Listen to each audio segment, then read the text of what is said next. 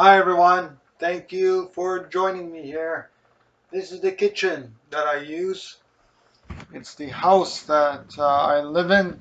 Just wanted to show you a little bit around and just let you know that it is unfortunately not a vegan kitchen.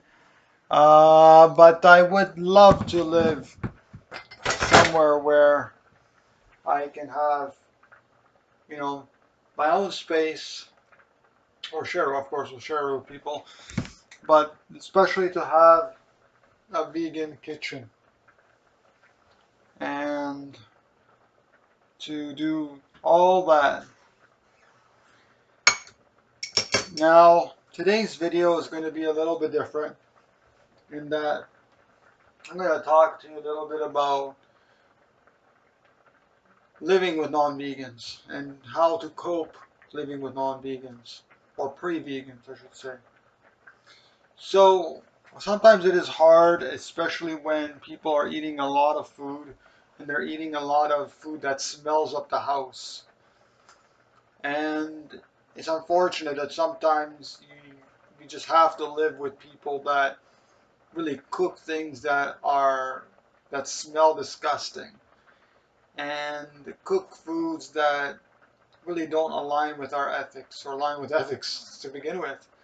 And so I want to help people because I've lived in places where there's not vegan and sometimes you have to do the best that you can because sometimes you have to rent a place, a room out, for example, where people may not be vegan, but the thing is, the rent is cheap sometimes, and so that's what you gotta consider is weigh it out. Like live somewhere where it's cheap and don't live with non-vegan, live with non-vegans, or like weigh things out. And so a lot of times you'll find that vegans congregate for some reason to downtown areas. They congregate because they want to be with one another and they want to go to events, and they usually are in the downtown bigger cities and living in bigger cities and other places. Now, there are vegans everywhere, mind me, but a lot of times it's like a few selected people in pockets of an area, and then everybody else is like in a major city. So first thing that we need to understand is that, or need to realize, is that these people, whoever you're living with that are non-vegans, we see them as pre-vegans. We see them becoming vegan eventually and envisioning that they are vegan at this moment. So seeing them as pre-vegan is very helpful. Seeing them in a positive and loving light is very helpful too. And unfortunately, when people are eating animal foods and it stinks up the house, the thing that I usually do is either just go to my room, go to my room and open the windows.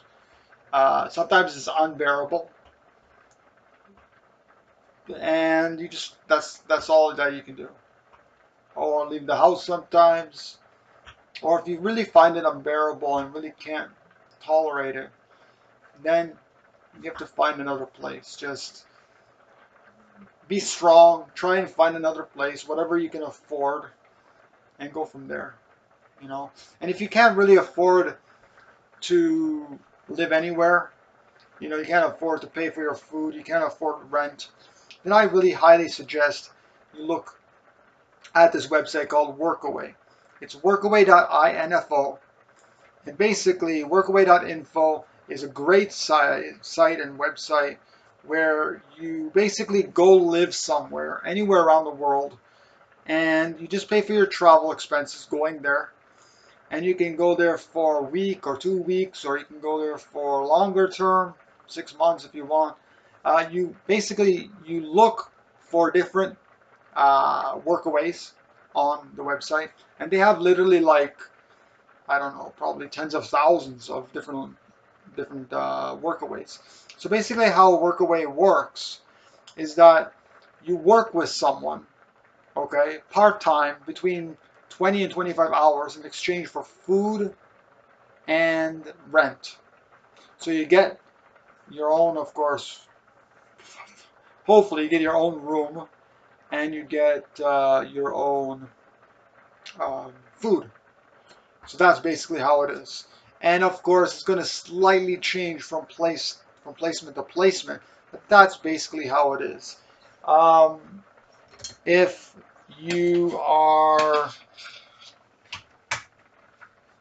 if you are uh, like majority of the placements are like that, is usually you work between 20 and 25 hours a week, and you get rent, like you get a room, and um, you get your food. Now, not necessarily is it going to be a vegan placement, so you got to find out. But there are a lot of vegan placements out there, and so you got to create a profile. You have to pay for it, unfortunately. It's I can't remember how much it is, but it's like between 25 and 30 US dollars per year. So it's very inexpensive. If you want to host workaways, then it's free. But if you want to go to a workaway, then you have to, of course, pay. So it's a very good system if you want to save money, if you're in the process of trying to make some passive income and you want to live, you need a place to live. And there's a lot of different